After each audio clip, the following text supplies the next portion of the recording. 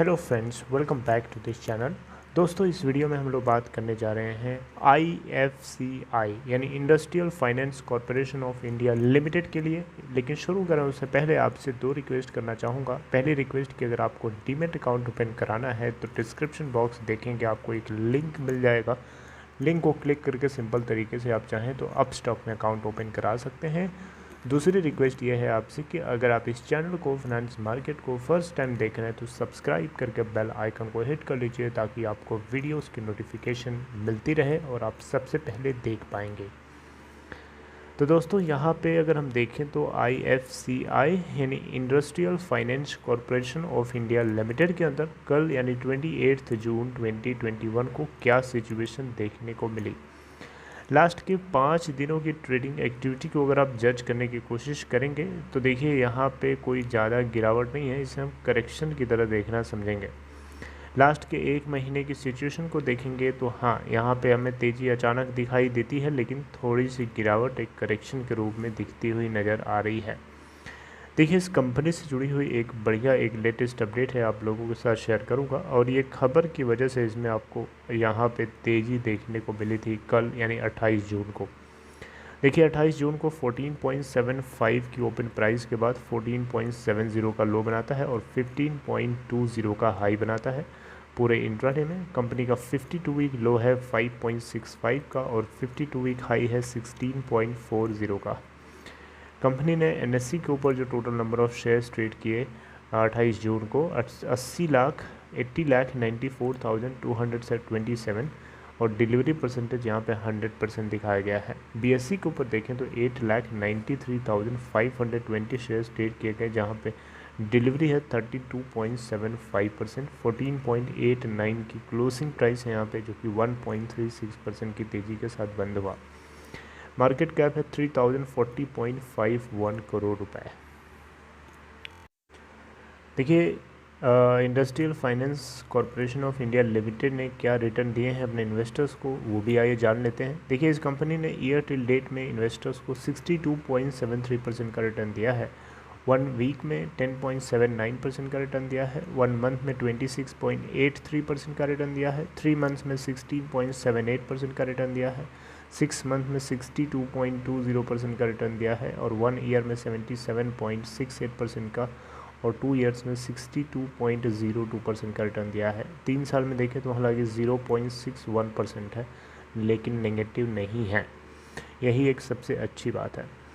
आपको बताना चाहूँगा, इस कंपनी के अंदर इसके बोर्ड ऑफ डायरेक्टर्स की मीटिंग शेड्यूल करी गई थी 28 जून 2021 को 28 जून 2021 को और मीटिंग का एजेंडा क्या था, इसके Q4 की अर्निंग्स को अनाउंस करना। लेकिन जब मैं आपसे बातचीत कर रहा हूँ इस समय तक अभी तक मेरे पास डेटा नहीं है। आई थिंक मुझे डेटा मिलेगा तो मैं आपको डेफिनेटली अपडेट करने की कोशिश करूँगा। लेकिन जिस समय मैं रिकॉर्डिंग कर रहा हूँ उस समय तक मेरे पास नहीं है। ये आप जो वीडियो देख रहे हैं, शायद आप लेट देख रहे हैं, तो तब तक डेटा आ भी चुका होगा, तो कोई बात नहीं, मैं आपको नेक्स्ट टाइम मैं इसको अपडेट कर दूंगा। So you do not have to worry about that at all. फिर भी अगर हम देखें तो Q3 के अंदर इस कंपनी ने 717 करोड़ का नेट लॉस बुक किया था। सेल्स में 610 करोड़ की इनको सेल्स मिली थी। टोटल इनकम 610 करोड़, क्योंकि अदर इनकम से इनको ज़ीरो हुआ था गेन।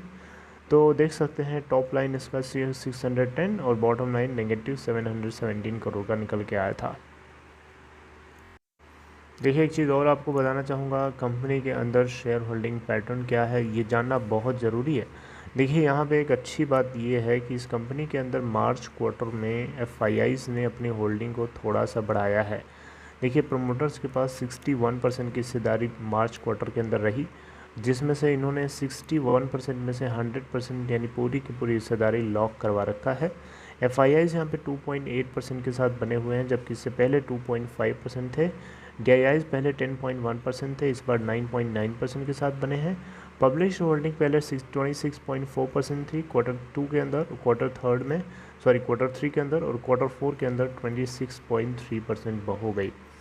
तो देख सकते हैं पब्लिश होल्डिंग में थोड़ी सी 0.1% की गिरावट है, जबकि फॉरेन इंस्टीट्यूशनल इन्वेस्टर्स जो हैं वो अपनी हिस्सेदारी को इस कंपनी में बढ़ाने की कोशिश करी है। इसमें म्यूचुअल फंड की हिस्सेदारी भी है, आपको पता है इसमें मार्च क्वार्टर आई थिंक लास्ट महीने के अंदर, मई मंथ के अंदर देखेंगे तो एक म्यूचुअल फंड यहाँ पे होल्ड करता है, देख सकते हैं यहाँ पे।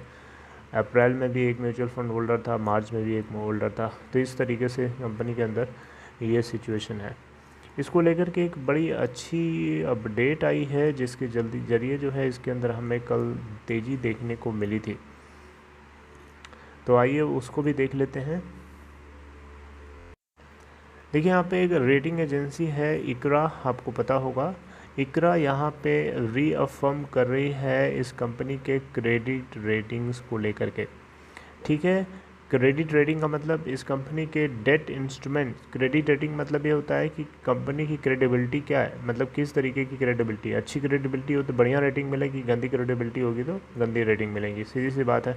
तो इस कंपनी के डेट इंस्ट्रूमेंट्स को लेकर के इकरा ने कुछ क्रेडिट रेटिंग्स रीअफर्म किए हैं, और जिसके चलते इसमें 2% के लगभग हमें कल तेज़ी देखने को मिल रही थी, राइट। तो देखिए यहाँ पे रेटिंग एजेंसी इकरा ने इस कंपनी के डेट इंस्ट्रूमेंट को लेकर के रीअफर्मेशन दिया है, और फंड बेस्ड जो बैंक लिमिट्स हैं उन सभी को रीअफर्म किया गया है इकरा BBB-, जिसमें नेगेटिव आउटलुक से भी है और लॉन्ग टर्म बॉन्ड्स और NCDs भी शामिल है यहाँ पे।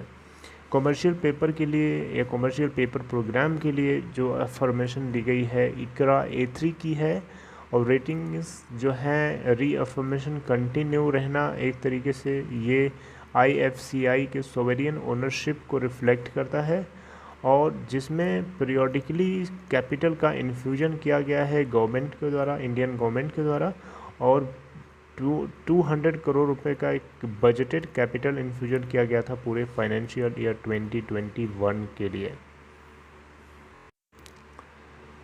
पूरे फाइनेंशियल ईयर 2021 के लिए 200 करोड़ रुपए का बजटेड कैपिटल इन्फ्यूजन किया गया था, और यहाँ पे जो भी नेगेटिव आउटलुक होगा वो कंटिन्यूसली रिफ्लेक्ट करेगा इकरा के इंक्रीजिंग इकरा की एक्सपेक्टेशन को लेकर के, जो कि लिक्विडिटी प्रेशर को लेकर के बढ़ता हुआ हो सकता है, ठीक है।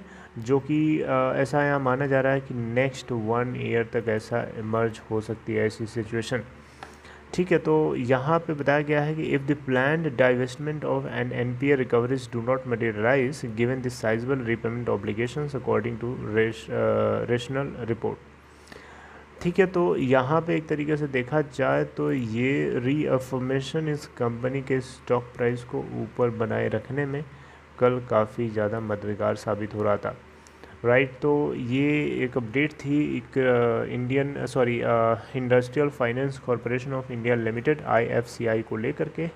आई होप एक छोटी सी इन्फॉर्मेशन आपको समझ में आई होगी, and if you like this information please give a big thumbs up and take care of yourself. See you something updating next time with next content.